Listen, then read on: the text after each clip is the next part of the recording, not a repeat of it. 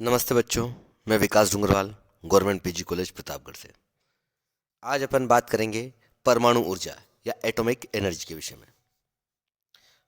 परमाणु ऊर्जा वह ऊर्जा है जो अणु एटम के नाभिक न्यूक्लियस में निहित होती हैं। नाभिकों के घटक प्रोटॉन तथा न्यूट्रॉन आकर्षण द्वारा परस्पर बंधे होते हैं। इस बांधने वाली शक्ति विभिन्न अणुओं में भिन्न भिन्न होती हैं। संसार में कुछ ऐसी धातुएं यूरेनियम, थोरियम हैं जो परमाणु के केंद्र नाभिक में महान शक्ति छिपी होती है। इस शक्ति को विद्युत की तरह प्रयोग किया जा सकता है। परमाणु ऊर्जा उत्पादन करने की दो विधियां हैं, विखंडन तथा संगलन।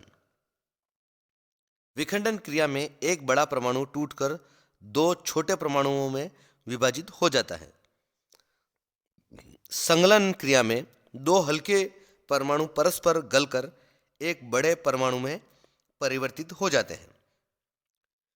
यूरेनियम धातु के परमाणु में विखंडन की खोज 1930 और 1950 के दौरान हुई थी।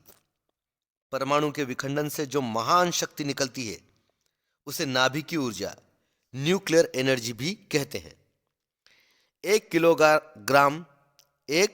किलोग्राम यूरेनियम के विखंडन से उतनी शक्ति उत्पन्न होती है जितनी 25 लाख किलोग्राम कोयले के दहन से प्राप्त होती है। कितनी? 25 लाख किलोग्राम कोयले के दहन से प्राप्त होती है। अब परमाणु ऊर्जा का महत्व। पहला, यद्यपि परमाणु ऊर्जा के उत्पादन में परमाणु भट्टी, न्यूक्लियर रिएक्टर लगाने तथा परमाणु शक्ति गृह के निर्माण में बहुत ऊंची लागत व्यय होती है, तथापि बाद में उससे प्राप्त ऊर्जा के उत्पाद का व्यय कोयला आदि की अपेक्षा बहुत कम होता है। कोयला तथा पेट्रोलियम का उपयोग अब कच्चे माल के रूप में बढ़ता जा रहा है और उनसे अनेक प्रकार के बहुमूल्य रासायनिक पदार्थ, कृत्रिम वस्त्र, कृत्रिम रबर आदि निर्मित किए जा रहे हैं और भी अन्य कई प्रकार के पेट्रो रसायन बनाए जाते हैं। अतः परमाणु ऊर्जा के प्रयोग से कोयले तथा पेट्रोलियम का पूर्णतः कच्चे माल के रूप में प्रयोग संभव होगा।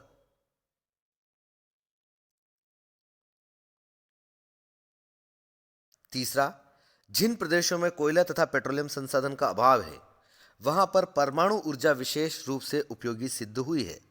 उदाहरणतः भारत में पंजाब, हरियाणा, महाराष्ट्र, राजस्थान, तमिलनाडु, कर्नाटक आदि राज्यों में कोयले की कमी है। इनसे औद्योगिक केंद्रों को दूर से कोयला मंगवाना पड़ता है। अतः ऐसे प्रदेशों के लिए परमाणु ऊर्जा विशेष रूप से लाभप्रद है।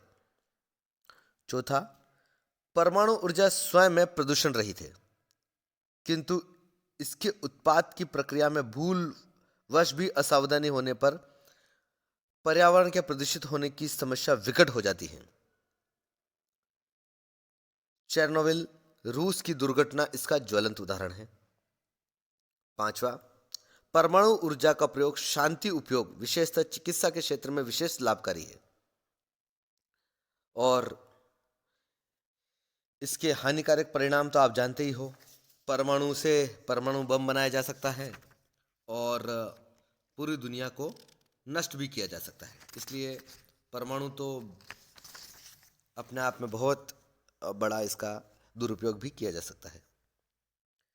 परमाणु ऊर्जा के ईंधन या खनिज। विखंडन क्रिया से परमाणु ऊर्जा प्राप्त करने के लिए यूरेनियम तथा थोरियम सबसे महत्वपूर्ण खनिज है। संलग्न फ्यूजन की क्रिया में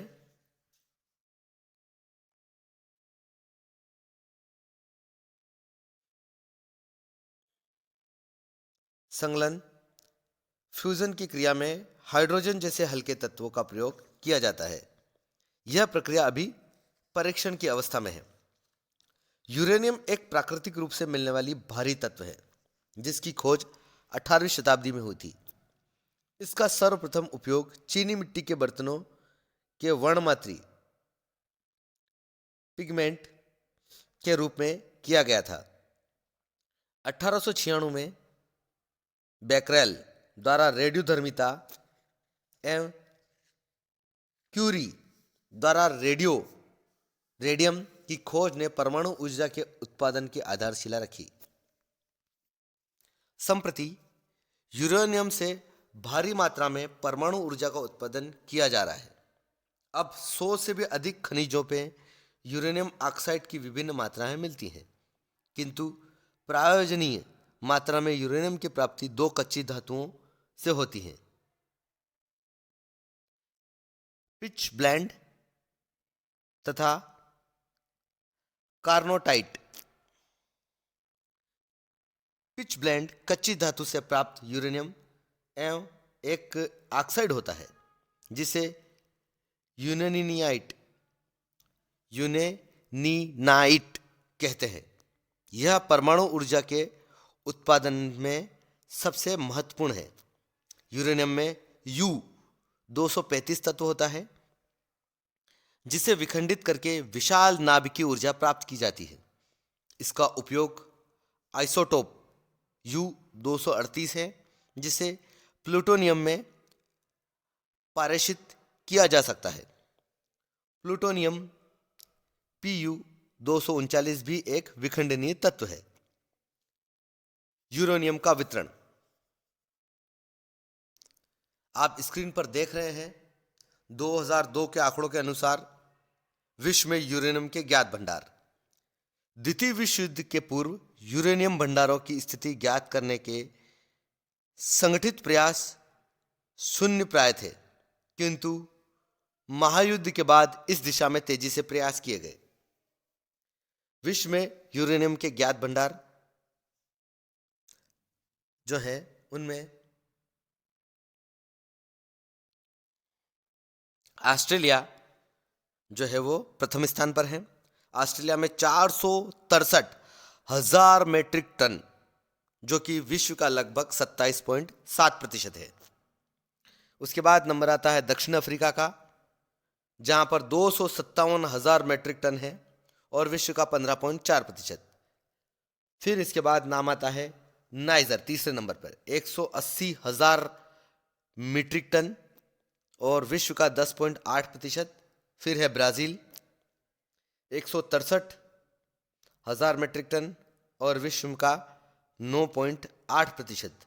फिर है कनाडा 155,000 मेट्रिक टन और विश्व का 9.3%।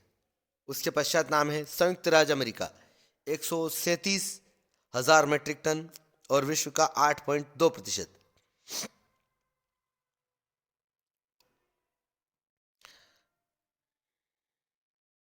फिर नामीबिया है 104,000 मेट्रिक टन और विश्व का 6.2%। फिर फ्रांस है 56,000 मेट्रिक टन और विश्व का 3.4%। फिर इटली है 48,000 मेट्रिक टन और विश्व का 2.9%। उसके पश्चात है भारत 35,000 मेट्रिक टन और विश्व का 2.1%। फिर स्पेन है 27,000 मेट्रिक टन और विश्व का 1.6%। और अल्जीरिया 26,000 मेट्रिक टन और विश्व का 1.1%। कुल ज्ञात 2002 में 1,669,000 मेट्रिक टन। अब इसका वार्षिक उत्पादन, इसके विषय में अपन अगली क्लास में पढ़ेंगे। आज के लिए इतना ही।